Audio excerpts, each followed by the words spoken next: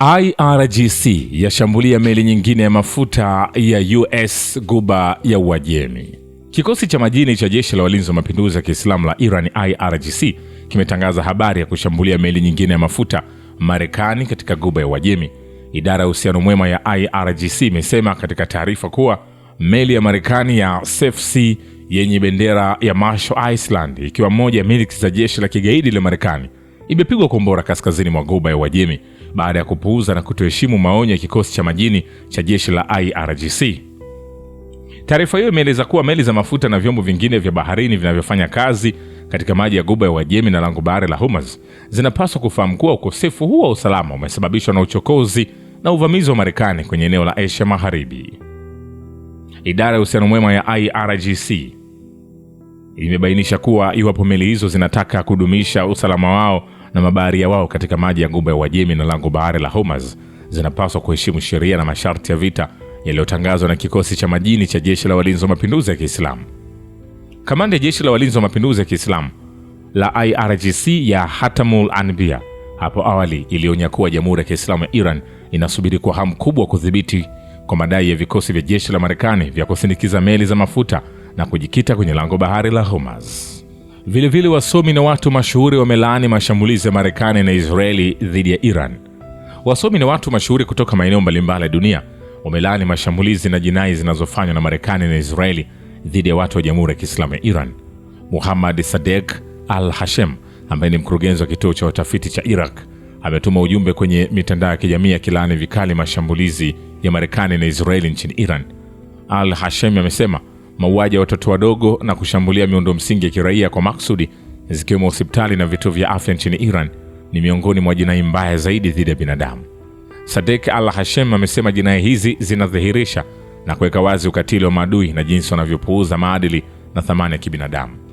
Kwa upande wake, mwandishi mtajika wa Italia Maria Moreghi amelaani vikali mashambulizi yasiyo na sababu yoyote ya Marekani na Israeli dhidi ya Iran na kusema, ninatangaza mshikamano wangu na watu na serikali ya Iran kwenye kipindi cha kusikitisha sana cha sasa ambapo ukatili wa kikoloni kizayuni wa Israeli inaonekana waziwazi kwa walimwengu.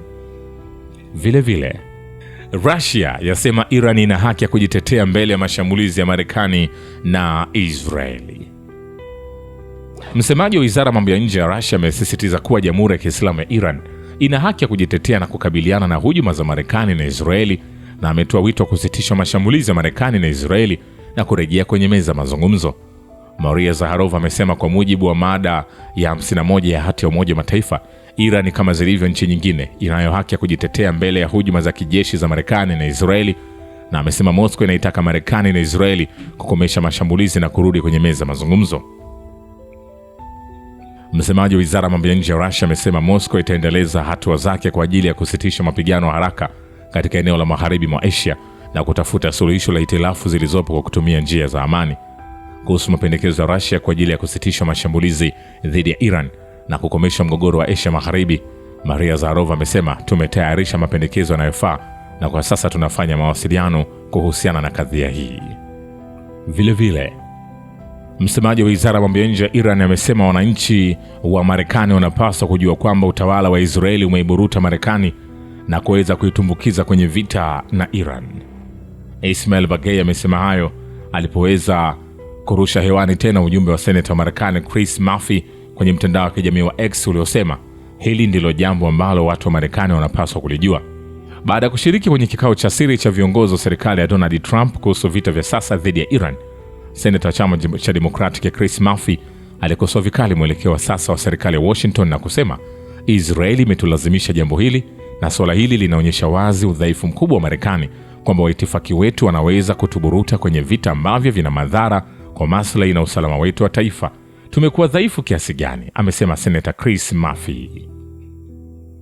Vile vile, vitongoji vya makazi huko Beryank na Javadeh kusini mashariki mwa Tehran vimeshambuliwa na Marekani na Israeli, huku maandamano yakifanyika huko kwa heshima ya siku ya Al-Quds, shirika la habari limesema.